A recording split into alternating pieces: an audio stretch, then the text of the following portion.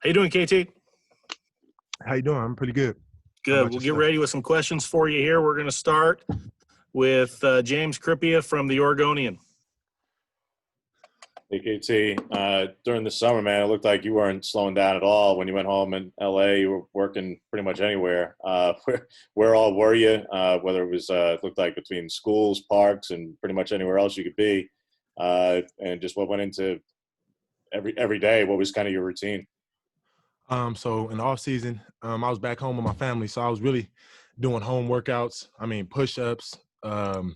We didn't even really have weights like that, so we were just doing deck of cards. I mean, anything, honestly, like you say. I was at Dorsey High School. I did a couple workouts there at the park. Yeah, honestly, it's just been all park. Kind of Rancho Park in LA is kind of like the one I went to the most. But yeah, I was just out there, me and my one of my high school coaches, and we were just grinding every day. Next question comes from AJ Jacobson from Rivals. Hey, KT, thinking back to your performance last season, it just seemed to me like you just came on stronger and stronger and stronger as the season progressed. And at the end of the year, you're just doing a fantastic job for the Ducks. What do you think was the basis of the improvement you made during the season last year? And then how do you think you've been improved between then and now? For me, it's been getting bigger physically. I've kind of toned my body. I'm in the 250, 255 range right now. So getting bigger has been like one of those big things for me. Also playing smarter, actually reading between the lines and learning the coverages and a lot of things I didn't know, coming out of high school. So I was just able to get a lot smarter, coming from now to then. Next question's from Ryan Thorburn from the Register Guard.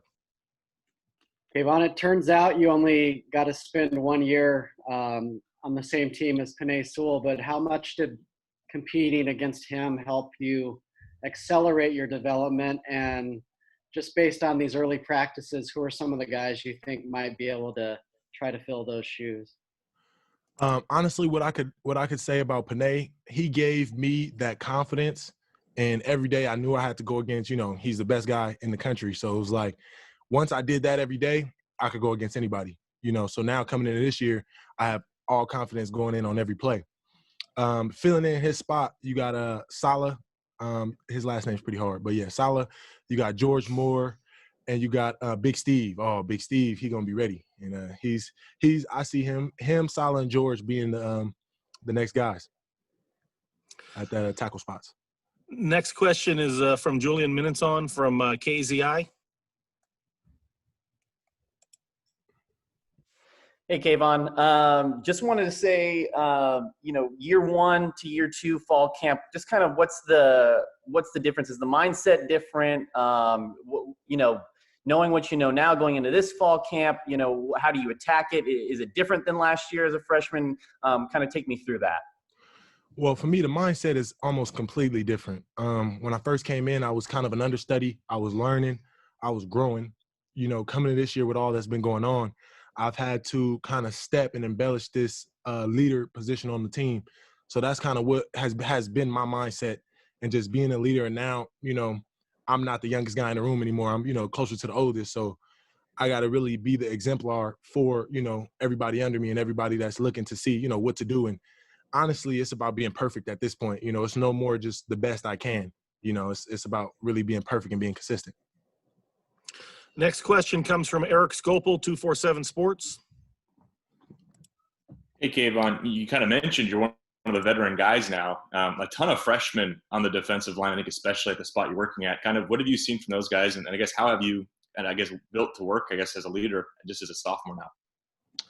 Well, I mean, we have a lot of freshmen, and they've been doing a lot of good things. We have a long way to go, a lot to learn still. I think there are going to be some guys that step up. I don't want to name any names yet, and jump the gun, but the freshmen coming in are making a big role, and then they're soaking it up. There's no pushback.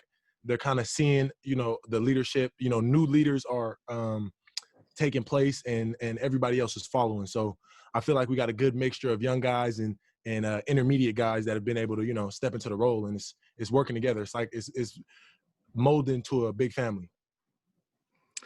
Next question comes from Tyson Alger of The Athletic. Hey, Kayvon, when you were doing those summer workouts, how did you kind of go about just planning here's what I want to do and here's my goals. And then you said you were working out with a coach. Like, I imagine a player of your caliber, there's probably a billion coaches that would want to work out with you during the summer. Like, how do you kind of like, who did you work out with? And like, how did you kind of develop that trust to get you in a coach to get you ready for what you needed to do this year? Well, for me, growing up, I kind of learned, I say coming out of high school, I honestly figured out what perfect looked like. And I was able really meeting the coaches in college and then knowing my coaches from back home going through high school, you can kind of tell a good coach from a bad coach, And with that being said, the coach I coach with, he was my D-line coach in high school. So we've never kind of lost a relationship. He's always been there looking out for me and just, always keeps me on my game. He sends me different pass rush clips every week of the NFL players. And for me, it's not even really big names, because just like colleges, every, coach has the same technique. They have the same facilities, have the same stuff. But it's kind of like the emphasis, who really cares and who's going to take the time to see what you need to get better on. And that's kind of what I found. I like to be with people who's brutally honest with me. And he's been that. His name is Coach Kai. Shout out to him. But, yeah, he's been brutally honest. Him and Coach Moore have been brutally honest. And it's honestly developed my game. They never let me take a day off. They don't, they've showed me that the yellow brick road is there if I follow it, but it's about the process. You can't just have a destination in mind without putting in the work. Next question goes to Matt Preem from 247 Sports. Yeah, KT. Nick Pickett yesterday said something that I thought was pretty interesting, how he found some positives in the process of COVID-19. He said getting to the facility earlier, more time for rehab, more time to watch film.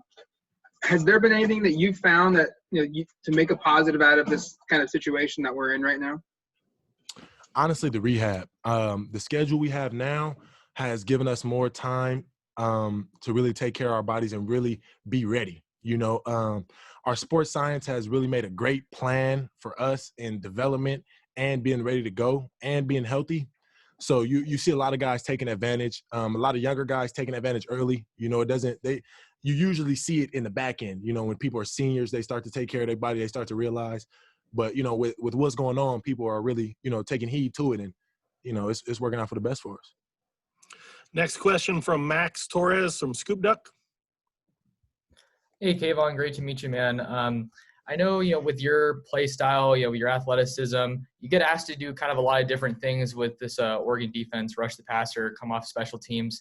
How do you feel this Oregon defense really plays to your skill set as a player? I feel like for a player to call himself skilled, he has to be able to fit in any scheme. That kind of is what makes a player valuable, being able to do multiple things. So for me, when I first came in, it was like pass rush, sacks. Like I had this one thing in mind.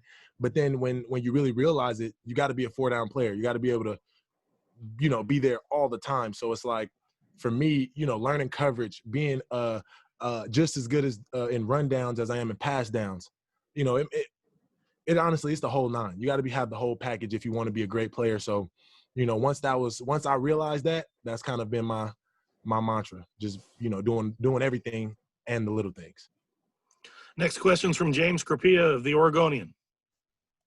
Kind of a natural follow-up with that, KT. Last preseason, you weren't shy. You said you wanted 10 sacks in the season. The most games that you could play this year is 9. So do you have a sack goal? But on top of that, do you have another goal in the sense of, if you talk about being an every down player, do you want TFLs that have nothing to do with sacks? Do you want to bring down running backs? Do you have something else in mind that shows that you're an every down player? Now, I always look at that how I said, in the beginning, I wanted 10 sacks a season. And I realized how immature that was, and how like 10 sacks, that's cute. But for me now, it's like, I want to be 100% on my grades, 100% on my alignment, assignment, and technique. And doing at every down I'm in, my mental is ready. I'm mentally prepared. I'm physically prepared. I'm not tired. Last year, I could have been better prepared for, the long drives, the long stretches. So working on my being in shape. But honestly, my biggest goal is getting as close to 100% in my grade per game on assignment, alignment, and technique. Last question for KT is going to come from Tyson Alger of The Athletic. sorry to keep pounding on the summer workouts, but you said you had people that were brutally honest with you in their assessments. What's the most brutally honest thing you heard from a coach this summer? Oh, that I'm little. I'm skinny. Playing the 4i. I don't know if everybody know the 4i out there, but you can't play a 4i under 250, you know? And like I was saying, if you want to be a 4-down player, you got to be able to take on 2 blockers at once. You got to be able to shed. You got to be able to stay in the fit, you know? So them telling me that and them, you know, driving that in my head, like now it's like, now I take that as an offense. Like calling me skinny is like a terrorist threat, you know? I pride myself in being as big as I could be. Thank you, KT. Appreciate it. Yes, sir. Have a good day. Appreciate you guys. Have a good one.